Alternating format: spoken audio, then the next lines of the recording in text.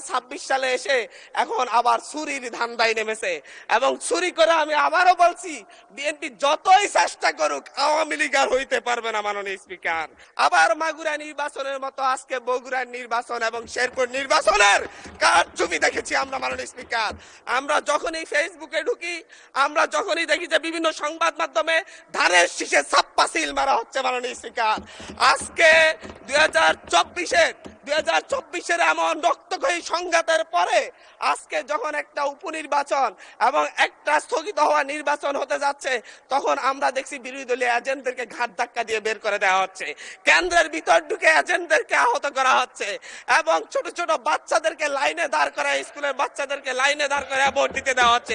এর চাইতে নির্লজ্জতা আর কি আছে? মাননীয় স্পিকার, এর মধ্য দিয়ে মূলত আরেকবার বাংলাদেশকে সংকটে ফেলা হচ্ছে।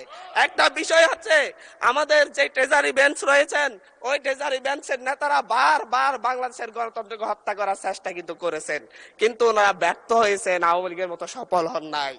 1994 সালের মাগুরার নির্বাচনের মধ্য দিয়ে ওনারা চেষ্টা করেছিলেন একতরফা নির্বাচন করে টিকে থাকতে। 1996 সালে একতরফা একটা নির্বাচন করেছিলেন, 12 দিনের মাথায় জনগণের চাপে সরকার থেকে পদত্যাগ করে তত্ত্বাবধায়ক সরকার ব্যবস্থা দিতে হয়েছিল।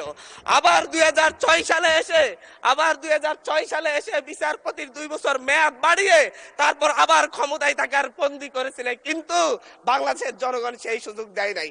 চুরি করা যায়, কিন্তু চুরি করে সেটা আর হজম করা যায় না, যেটা আওয়ামী লীগ করেছে। মাননীয় স্পিকার, ঠিক একইভাবে 2024 সালে এসে এখন 2026 সালে এসে এখন আবার চুরির ধান্দায় নেমেছে এবং চুরি করে আমি আবারও বলছি বিএনপি যতই চেষ্টা করুক আওয়ামী লীগ আর হইতে পারবে না। মাননীয় স্পিকার, আমরা ভোটাধিকার নিয়ে কথা বলবো, আমরা ঘুমের অধ্যাদেশ নিয়ে যখন কথা বলি যে হচ্ছে ঘুমের অধ্যাদেশ কেন বাতিল করা হচ্ছে, তখন ট্রেজারি বেঞ্চের মন্ত্রী দাঁড়ায় বলে আমাদের স্বরাষ্ট্রমন্ত্রী অনেকদিন ঘুমছিলেন, আমরা কি ঘুমের বেদনা বুঝি না?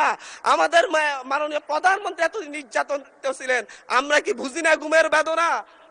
শেখ হাসিনার মতো স্বজন হারানোর বেদনা এত বেশি বুঝেন, কিন্তু এই ঘুমের অধ্যাদেশ, ঘুমের তদন্ত করতে হলেই আপনাদের সরকারি কর্মচারীর বিরুদ্ধে তদন্ত করতে হলে সরকারেরই অনুমতি লাগবে, সেই আইন করে যাচ্ছেন। আবার বলতেছেন যে হচ্ছে সরকারি কোনো গোপনীয়তার জন্য কাউকে গুম করা হলে সেটা গুম হিসেবে যেন বিবেচনা করা না হয়।